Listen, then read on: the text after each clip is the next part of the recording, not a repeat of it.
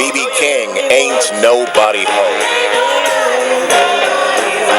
Music writer Chris Williams has written a wonderful piece about the legacy of King of the Blues, B.B. King, who passed away last week.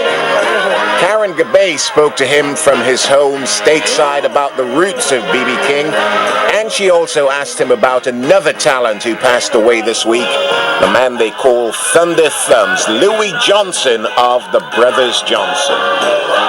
First, Chris spoke about the humble beginnings of B.B. King. B.B. King, he comes from a tradition that isn't around that much anymore, to be quite honest. B.B. King left us with a great legacy of blues music that spans from a time period in American history where he was born in 1925, so you're talking about approximately about 60 years after the emancipation of slaves. And blues in the early 20th century was basically a derivative of what was happening to them daily through, their sharecropping practices after slavery. And I think what may have been glossed over with Mr. King is that he grew up in abject poverty. That specific place in rural Mississippi, sharecropping was it. So he was on a plantation with his grandmother after the passing of his mother at an early age, picking and chopping cotton. And those hands that he was picking and chopping cotton with, led him to become the great blues musician, as well as the influences of Blind Willie Jefferson and all these pioneering bluesmen at the time, where he studied them daily. He used to go play on street corners. After, he was also a farmhand early on in his life when he was a teenager. All these experiences led up to the material that he wrote early on in his career, then his 2 marriages, and also the things that he was encountering daily. So he really left us with a real montage of music that pretty much encapsulates the early to mid-20th century, Black American history at a time when people still think slavery was such a long time ago, but the blues really tells the story of the Black American experience during that time period. And how the connection isn't as long ago as you think?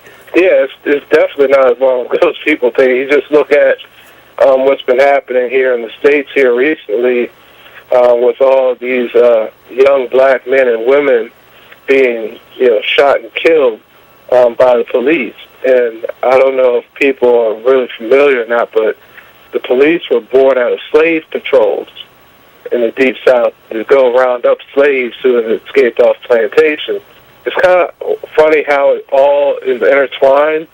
If you listen to B.B. King or some of the other pioneering folks, T.Mo Walker, they lay it out in detail what was happening to them and for what's been happening for generations in their families. So, yeah, it's not that far removed at all. It really isn't. It's unfortunate to say that, but I think art and music is supposed to reflect the life and the reality that we're living in. And so much of the music today doesn't do that, unfortunately. And then another great guitarist has passed away, Louis Johnson of the Brothers Johnson.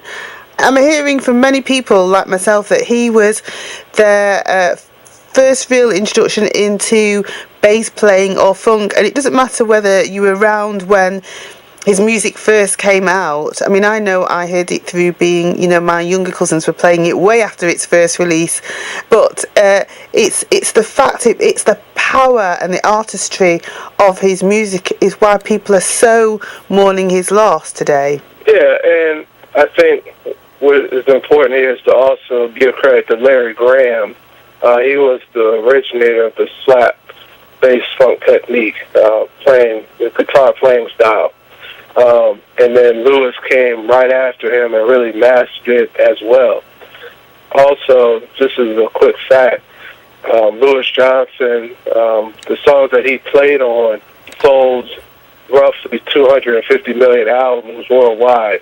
So that could give you an insight of how powerful and why everyone's taking his loss so hard. Yeah, because when you look at credits for albums, aside from the Brothers Johnson, of course, Stomp and Strawberry Letter are things we know, but, the opening to Billie Jean is Louis Johnson playing that bass. Yeah, I was just watching a clip of him on Soul Train in the mid-'70s where Quincy Jones and his brother George were playing on Quincy's LP from 1975. But also in 1982, I was watching a clip where he was playing guitar with Michael McDonald on his song I Keep Forgetting, and he had a real assemblage of talent, Greg Phillinganes, Steve Porcaro, people like that playing with him. So that shows you the two different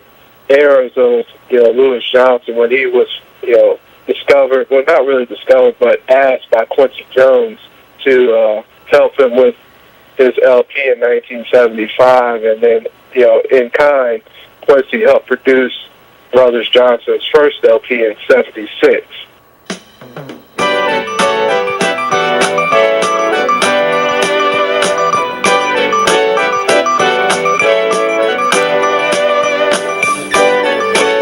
Music writer Chris Williams speaking about the passing of blues king B.B. King and Louis Johnson.